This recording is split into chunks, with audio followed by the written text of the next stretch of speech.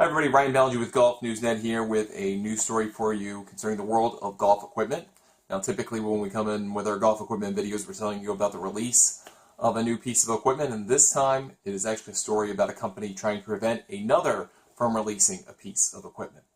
Parsons Xtreme Golf, better known as PXG, filed a lawsuit in the Arizona Circuit, or Arizona District of Federal Court on September 12th, alleging TaylorMade Golf has violated 8 patents of theirs related to the development, the design, and the construction and the sale of the P790 irons.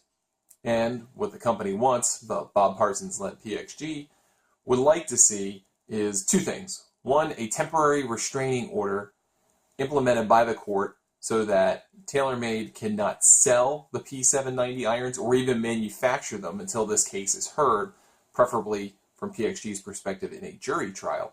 And then secondly, in the jury trial, they're hoping to get not only the removal of TaylorMade's product from its line, from the P700 line, but also to force TaylorMade to compensate them for the damage done to their brand, because not only are the P790 irons, from PXG's perspective, an infringement of their patents, at least several of them, but also it's an offering that is basically half the price.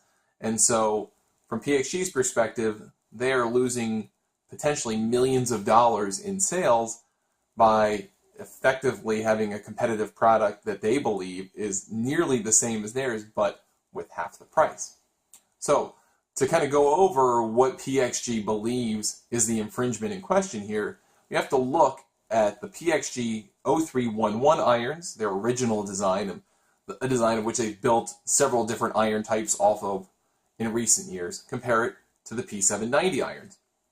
And most people who have looked at this lawsuit or heard about the lawsuit from Bob Parsons when he tweeted about it on the 12th, their impression was that this lawsuit all fundamentally boils down to the concept of foam or TPE, depending on which iron you're talking about. So when PXG came out with the 0311 irons, they came with the hollow body construction, have 5 pieces to come together to form the head, and then behind the head in the hollow body construction, there's a thermoplastic elastomer, a TPE component, which is placed behind the head, behind the face, which is about 1.5 millimeters in thickness, and that's used to support the thin face, but also to do some vibration dampening, really improve the sound quality at impact.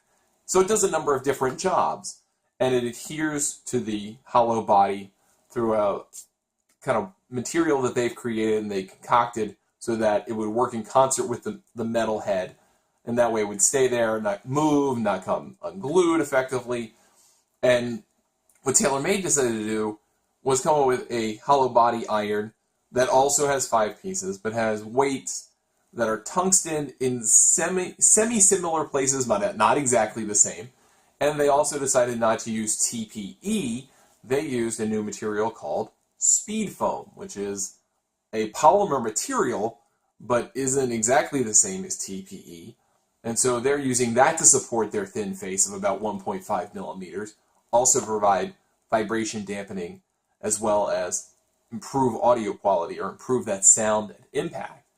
And so what PXG believes is happening, based on the patents that they lay out in this thousands pages long lawsuit, and really the first 30 pages are the most important for people like you and me trying to understand this, is what they believe has happened is that the very specific design characteristics that they have in these 8 patents, they feel has been violated by TaylorMade. So in terms of weight placement, toe shaping, components to make it come together, the ratio of material, the polymer material, so they have a patent for the polymer, not just for TPE, but for any kind of polymer. So they think that foam goes in with that. The ratio of the weight of that material to the rest of the head, to the face. They kind of go down the line. They have expert testimony. They even recruited Tom Sept, who used to work as one of the head club designers at Nike Golf when they were still in the golf equipment game, asked him to evaluate the patent claims. He came out on the side of PXG. He was compensated by them for their time. And so this thousands and thousands pages long lawsuit needs to be digested not only by the general public, but more importantly by TaylorMade, who is now being called to court basically just days before the P790 irons launch on September 15th at retail. So the filing for an injunction or a temporary restraining order from PXG is of utmost importance to this lawsuit, effectively saying we need a court to tell TaylorMade that they cannot sell this iron until this case is heard. And if that doesn't happen, if the temporary restraining order, TRO, doesn't go through, then TaylorMade is in a situation where they can continue to sell these irons until the case is heard, if it gets heard, if it's not settled.